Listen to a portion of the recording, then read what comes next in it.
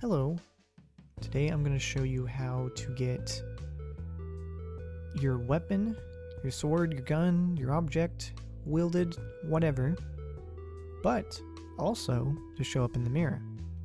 If I'm going too fast in this tutorial or you need more info about a certain aspect of it, I went ahead and made some videos and put some helpful links in the description so you can check that out. Now, a quick disclaimer for people that use MMD models: do this tutorial before you use the CATS plugin.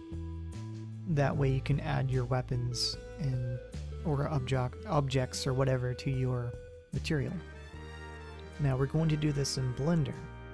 Now I know most people do it in Unity because it's a lot easier. You just drag and drop it into where it needs to go.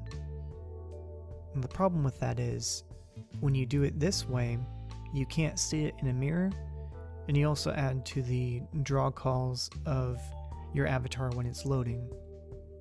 Anyways, what you'll want to do in Blender is you'll want to have the object either on your back, on your hip, depending on what type of weapon or object it is, to start out with on the basis shape key, and then make a new shape key that brings it out. But not simply as using this same object and then moving it over to the hand. What I actually did was I made two swords. I put one on my back, and then I put a tiny one you probably cannot see inside the hand. And of course, assign the small object to the hand bone, and then this object to my chest bone. So that way it won't stay suspended in the air. So, and this one, whenever the shape key is activated, the one in my hand will actually grow into the size of the sword, and the one on my back will actually shrink and go inside my body. And the reason I do this instead of using just one object and sending it over here is because how VRChat works with animations like this is it won't go from like a value of 0 to 100 right away. It'll gradually go 0 to 100. It'll travel to that amount. So what you'll see instead, if you try that method, is this sword slowly go over here. Well, maybe not slowly, but it would definitely be noticeable that it'll slide over here. But with this other method of making two separate swords, it would be a lot less noticeable that's growing or shrinking. After you're done with that process, you'll just export as normal and bring it into Unity.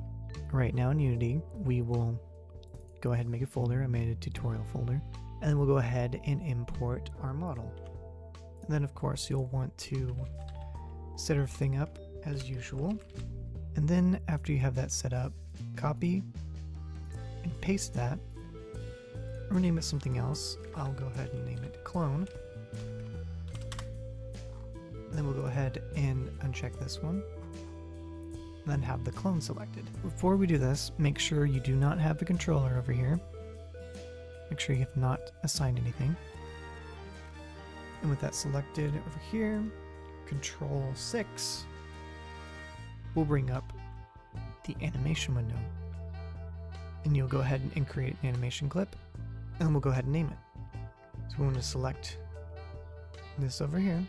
Make sure we're recording. Go to the body, or wherever the shape keys are. And then we'll find the shape key that we just made in Blender. And we'll go ahead and set that to 100. So now you can see that this keyframe came up.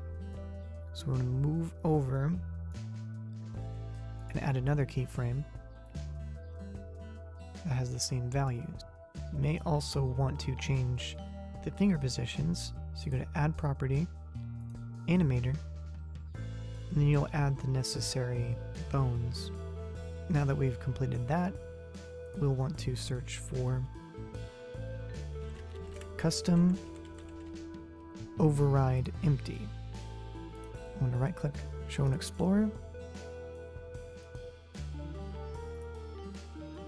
copy it, and then paste it to wherever we have the model.